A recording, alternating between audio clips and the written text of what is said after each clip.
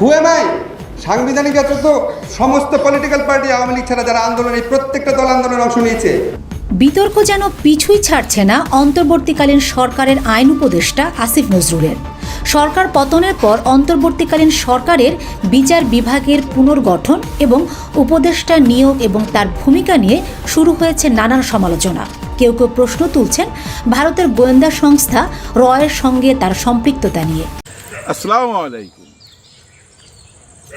Asif Nazrul sir অনেক বিপদে আছেন, মাইনকা চিপার মধ্যে আছে। আসসালামু আলাইকুম প্রিয় দর্শক শ্রোতা, আসিফ নজরুলকে নিয়ে সাংবাদিক ইলিয়াস এবং পিনাক্ষী দাদার প্রতিবেদনগুলো প্রকাশিত হওয়ার পর আসিফ নজরুলের প্রতি মানুষের যে একটা ভালোবাসা ছিল, সেই ভালোবাসা কিন্তু কমে গিয়েছে। আসিফ নজরুলকে নিয়ে যারাই এখন কথা বলতেছে তাদেরকে ধুয়ে দিচ্ছে। এক দফা এক দাবি, আসিফ নজরুল তুই কবে যাবি? মানুষের মনে এখন আসিফ নজরুলের জায়গা নাই। আসিফ নজরুল এর পদত্যাগ চাইছে সবাই। গুরুত্বপূর্ণ তথ্য এই ভিডিওতে আপনারা জানতে পারবেন। আসিফ নজরুল রয়ের এজেন্ট, আওয়ামী লীগের পুনর্বাসনের জন্য সর্বাত্মক চেষ্টা করতেছে। আসিফ নজরুল শেখ হাসিনাকে ফেরত আনার জন্য যা করা দরকার তাই করবে, এরকম সোশ্যাল মিডিয়ায় দেখা যাচ্ছে। এবার মুখ খুললেন আসিফ নজরুল। চলুন ভিডিওতে বিস্তারিত দেখে আসি। সম্প্রতি আসিফ নজরুলকে নিয়ে নানা সমালোচনা জন্ম হয়েছে। কেউ কেউ প্রশ্ন তুলছে ভারতীয় গোয়েন্দা সংস্থা রয়ের সাথে তার সম্পৃক্ততা নিয়ে। অভিযোগ উঠছে শেখ হাসিনা পতনের পর ভারতের উদ্দেশ্য পূরণের কাজ করা নিয়ে। অপপ্রচারকারীদের প্রতি আহ্বান জানিয়ে উপদেষ্টা আসিফ বলেন, আমরা এবার একটু কনস্ট্রাকটিভ হই, না হলে এত ত্যাগের ফলে যে দেশ গড়ার স্বপ্ন আমরা দেখছি তা ভুলুণ্ঠিত হবে। এতটুকুই আহ্বান থাকবে। তবে উপদেষ্টাদের এমন বক্তব্যে সাধারণ মানুষের মাঝে দেখা দিয়েছে মিশ্র প্রতিক্রিয়া। সামাজিক মাধ্যমে সাংবাদিক ইলিয়াস এবং পিনাকি ভট্টাচার্যের করা বিভিন্ন প্রতিবেদনের সত্যতার উপরও প্রশ্ন এবং তদন্তের প্রয়োজন বলে মনে করছেন তারা। জুলাই আন্দোলনের অর্জন কোনোভাবেই যাতে ম্লান না হয় সেই বিষয়ে সজাগ থাকারও কথা জানান তারা। Fatema Shilu, GTV news. আসসালামু আলাইকুম। আসিফ নজরুল স্যার অনেক বিপদে আছেন, মাইনকা চিপার মধ্যে আছে। উনি সবাই টার্গেট হয়ে গেছে। জনমতের যদি আপনারা মূল্যায়ন করতে চান, মানে যারা কমেন্ট বক্সে কমেন্ট করে বা যারা কন্টেন্ট বানায়, সব কিছু বিচার কইরা দেখেন একটা জটিল পরিস্থিতি দাঁড় করাইছে। কেমনে দাঁড় হয়েছে এটা আমি জানি না। ওনার দিকে কিন্তু সবাই আঙুল তুলতেছে। এই যে এই মানুষটা কমেন্ট বক্সে এত বাজে কমেন্ট ওনাকে নিয়ে, বিশ্বাস করেন পড়তে পড়তে না মনে হচ্ছিল যে প্রেগনেন্ট হয়ে যাবো নাকি, এরকম চরম খারাপ অবস্থা। তো এবং ওনার পক্ষে যারা দুই চারটা কথা বলছে তাদেরকেও ধুয়ে দিছে। এর মধ্যে আমিও একজন আছি, কিন্তু আমি ওনার পক্ষে না। আমি বলছিলাম যে ব্যক্তি চরিত্র টানাটানি করার দরকার নাই। উনি দালাল বা রয়ের এজেন্ট, এগুলা গোয়েন্দা দিয়ে বিচার করা হোক, তদন্ত করা হোক, আইনের আওতায় আনা হোক যদি সত্যি হয়ে থাকে।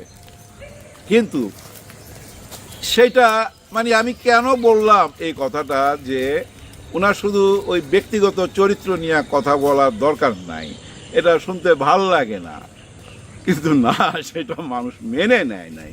মানে কি পর্যায়ে গেছে এখন বর্তমানে। অথচ দেখেন 4-5 মাস আগেও উনি আমাদের টিচার, আমাদের সম্মানের কত সম্মান ওনার প্রতি, আমাদের সবাই A to Z আমি খেয়াল করে দেখছি। ওনাকে নিয়ে আমরা খুব অহংকার করতাম। ওই অহংকারের জায়গাটা নষ্ট হয়ে গেছে। উনি কি আসলে রয়ের এজেন্ট না ইন্ডিয়ার দালাল, এগুলো প্রমাণ হচ্ছে। বড় প্রমাণটা কি জানেন? মানে সাধারণ মানুষের কাছে সেটা হলো ওই যে টেলিফোনে কথা বলছে একটা মেয়ের সাথে, ওই যে তুমি কি রোজা আছো, আমি এখন আসলে রোজা ভেঙে যাইতে পারে, এই ব্যাপারটা আরেকটা ব্যাপার, সেটা আরো কঠিন জায়গা। ওটা বুঝছেন, মানুষের হৃদয়ের এই জায়গাটার মধ্যে উনি হাত দিছিলেন।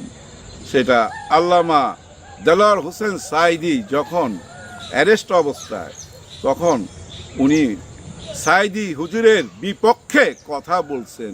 এগুলোর প্রমাণ কিন্তু ইলিয়াস হোসেন দিয়েছেন। এই জায়গাটাও কিন্তু মানুষের মধ্যে গাইতা গেছে। ওই টেলিফোনে রোজা ভাঙ্গা যাবে ওই কথাটা, আর ওই যে আল্লামা সাঈদী হুজুরের বিরুদ্ধে কথা বলাটা, এই দুইটা ব্যাপার মানুষের মধ্যে এমনভাবে গেঁথে গেছে, এখন শুধু ঘৃণা প্রকাশ পাচ্ছে। দেখেন, আমি একটা কথা বলি, আমরা যখন চা খেতে বসি, হঠাৎ যদি এসে একটা মাছি পড়ে ওই চায়ের মধ্যে, আমরা কি করি? ওই চাটাই তো ফেলে দিব, তাই না? এমন না যে মাছিটা ফেলে দিয়ে চাটা খাবো, চাটা ফেলে দিব। এক কাপ চা 10 টাকা, ঠিক আছে, মাছি পড়ছে, জীবাণু ছড়াই দিছে, এটা খাওয়া যাবে না।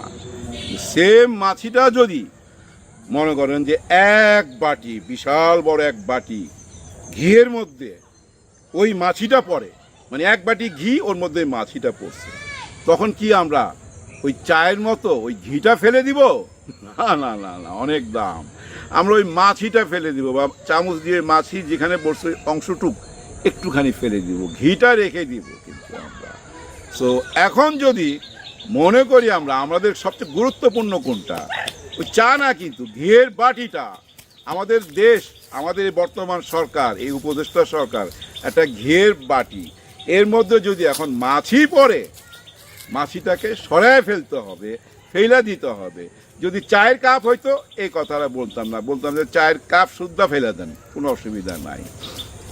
তার মানে কি, এই মুহূর্তে ওনাকে মাইনাস করার প্রশ্ন চলে আসছে। হ্যাঁ, ওনাকে বাদ দিতে হবে। ওনাকে বাদ না দিলে বর্তমানে এই উপদেষ্টা সরকার বারবার অপমানিত হবে মানুষের দ্বারা। কারণ মানুষ না কেন জানি ওনার উপরে খুব অসন্তুষ্ট।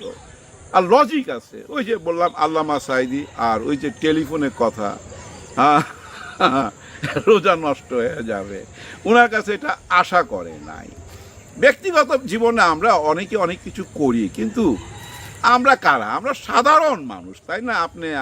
আমি কথা বলতেছি, আপনি শুনতেছেন, কত দেশ থেকে বা প্রবাস থেকে, আমরা খুবই সাধারণ মানুষ। কিন্তু ওই চেয়ারে রাষ্ট্রযন্ত্র চালাইবার জন্য ওই চেয়ারে যারা বসবে, তাদের চরিত্র ক্লিন চায় সবাই, একেবারে আয়নার মতো পরিষ্কার চায়। ওইখানে কোনো কলঙ্কের দাগ নিবে না, মানুষ মেনে নিতে পারছে না। মেনে নিলে তো আগের সরকার কি প্রবলেম করছিল? আগের সরকারের দেখেন, দাগ লাগতে লাগতে প্রত্যেকটা মন্ত্রীর গায়ে লাগছে, দেশ প্রধানের গায়ে লাগছে, এমন দাগ লাগছে যে দাগগুলা আর মোছা যাবে না, কোনো সাবান দিয়ে ধুইলে যাবে না। ওইটা এখন বিচারের অধীনে চলে গেছে, ওইটা নিয়ে বিচার আচার হবে, অলরেডি শুরু হয়ে গেছে। এবং এর মধ্যে একটা বিরাট প্রশ্ন জাগছে, এই যে ওবায়দুল কাদের সাহেব নাকি 3 মাস দেশে ছিলেন। উনি কিন্তু না হলে কয়েক ডজন মার্ডার কেসের আসামি।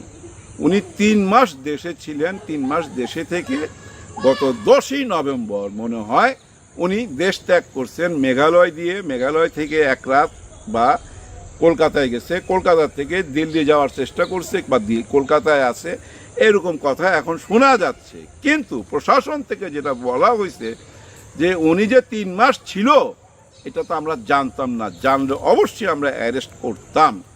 কিন্তু প্রশ্ন হয়েছে, দেখেন, আমরা বিদেশ থেকে আসামি ধইরা আনবো বলি, ইন্টারপলের মাধ্যমে ধইরা আনবো। ওই যে দুবাইয়ের আরব খানরাও কিন্তু ধইরা আনতে চাইছিল ইন্টারপলের মাধ্যমে, পারে নাই। আমরা ইন্টারপলের মাধ্যমে ধইরা কি আনবো? আমরা তো অরিজিনাল আসামি ছাইরা দিতেছি। 3 মাস দেশে ছিল, সেটাই টের পাইনি। যদি কথা সত্যি হয়ে থাকে, এটা খুবই দুঃখজনক, লজ্জাজনক।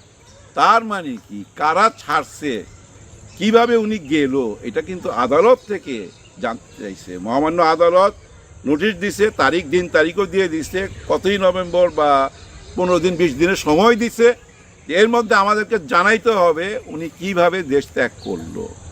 এভাবে অনেকেই দেশ ত্যাগ করছে, এবং কিভাবে দেশ ত্যাগ করছে ওই সূত্রটা যদি আপনারা খুঁজে বাইর করতে পারেন, তাহলে কিন্তু ওই যে দুধের মাছি মানে চায়ের মাছির মতো ফেলে দিতে পারবেন, বা ঘিয়ের মাছির মতো ফেলে দিতে পারবেন। কখনো কখনো চা সুদ্ধা ফেলতে হবে, কখনো কখনো ঘিটা রাইখা মাছিটা ফেলে দিতে হবে। দেশের স্বার্থে এটা মাইনা নিতে হবে। আমরা সবাই অনেক টকশোতে দেখছি যে আসিফ স্যার অনেক সময় বলতেন যে বর্তমান সরকারের অনেক মন্ত্রীর বিরুদ্ধে এত গুরুত্বপূর্ণ অভিযোগ, ভয়াবহ অভিযোগ, এবং অভিযোগগুলো সত্য, কিন্তু ওনারা পদত্যাগ করেন না, ওনাদের লজ্জাও নাই, উন্নত দেশ থেকে ওনারা কিছু শিখেও না। উনি এই ধরনের কথা বলতেন। তার মানে কি এখন ধরে নিতে পারি ওনার বিরুদ্ধে যেসব অভিযোগ চলে আসছে সেগুলো সত্য মিথ্যা যাচাই পরের ব্যাপার। প্রথম কথা হচ্ছে যে কোনো কিছুতেই মানুষ ওনাকে আর মেনে নিতে পারছেন না। তাহলে ওনার কি করা উচিত দেশের স্বার্থে? আমি তো মনে করি ওনার নিজেই পদত্যাগ করা উচিত। আর উনি যদি পদত্যাগ না করে এই বারবার এই কথাগুলো উঠতে থাকবে এখন, কারণ অলরেডি জনসাধারণের মধ্যে এটা ছড়ায় গেছে। বিশ্বাস করেন, অনেক ভদ্রলোক ওনাকে নিয়ে ওনার পক্ষে কথা বলতে যায় এমন সব গালি শুনছে, আমি লজ্জায় মরে গেছি। কারণ ওনাদেরকে আমি শ্রদ্ধা করি, সম্মান দেই, কারণ ওনারা দেশের ভিতরে থেকে বহুত লড়াই করছে দেশের জন্য। এইটুক সত্য তো মেনে নিতেই হবে। এখন কার ভিতরে কি আছে কে জানে? আমার ভিতরে কি আছে আপনি জানেন, আপনার ভিতরে কি আছে আমি জানি। সময়ের জন্য অপেক্ষা করতে হবে। আমরা চাই আমাদের দেশের ভালো, আর তো কিছু না। সবাইকে এক জায়গায় এসে দেশের মঙ্গলের জন্য যা যা করার তাই করতে হবে। সবার জন্য সবাই দোয়া করবেন। আল্লাহ হাফেজ। প্রিয় দর্শক শ্রোতা, এই বিষয়ে আপনার মতামত চাচ্ছি। কমেন্ট বক্সটি আপনার লিখতে পারেন আপনার মতামত। আজকে এই পর্যন্তই। আল্লাহ হাফেজ।